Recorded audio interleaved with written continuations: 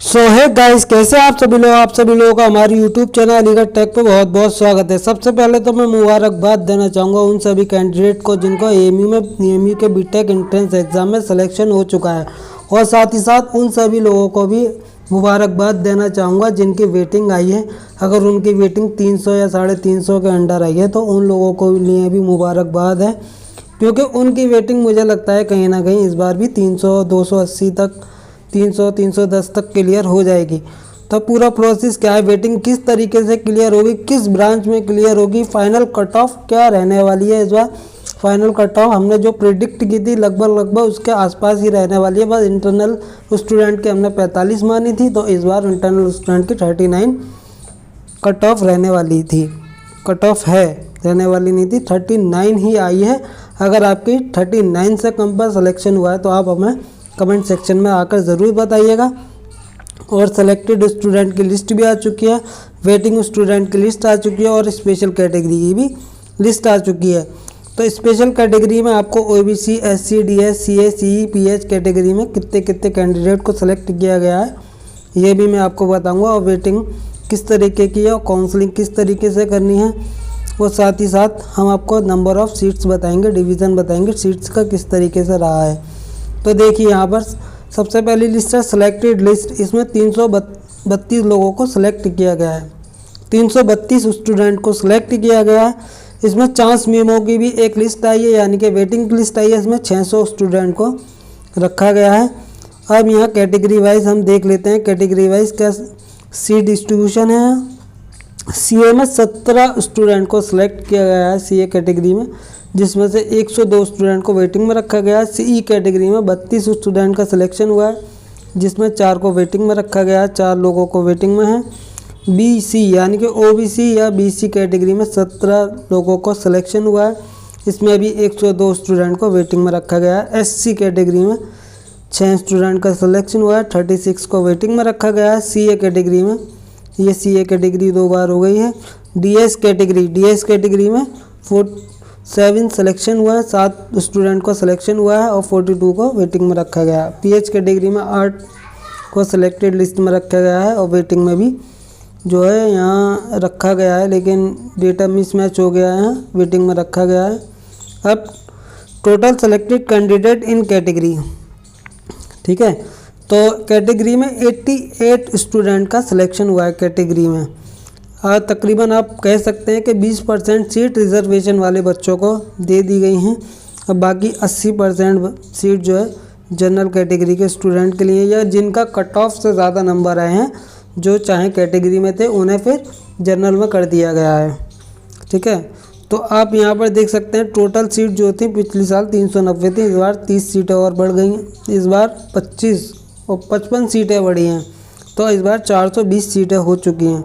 Artificial intelligence में आपकी 30 सीटें बढ़ाई गई हैं और फूड टेक्नोलॉजी में आपकी 25 सीटें बढ़ाई गई हैं।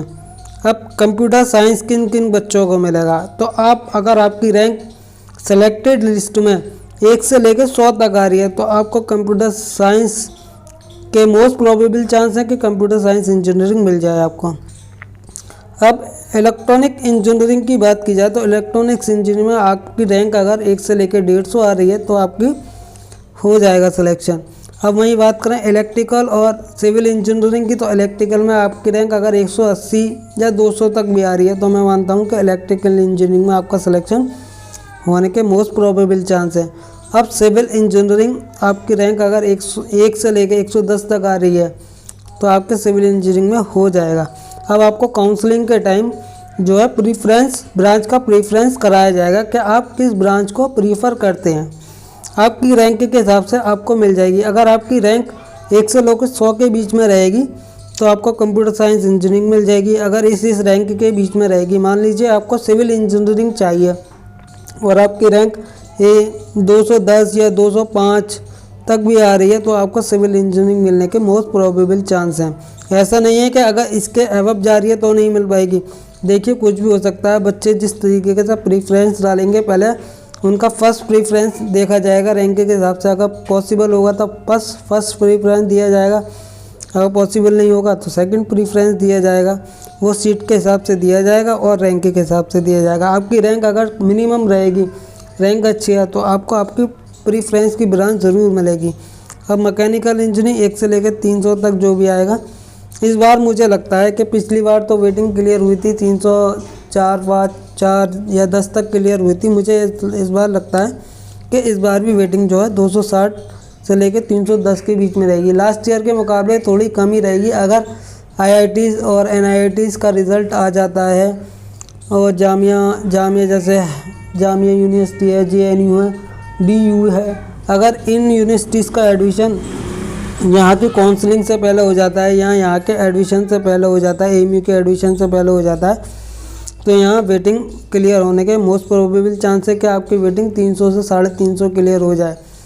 अगर आपकी वेटिंग 350 से ज़्यादा है तो आप समझ लीजिए कि थोड़ा मुश्किल चांस है, लेकिन जिसकी भी 350 के अंदर वेटिंग है उनकी वेटिंग ज़रूर क्लियर होगी इंशाअल्लाह।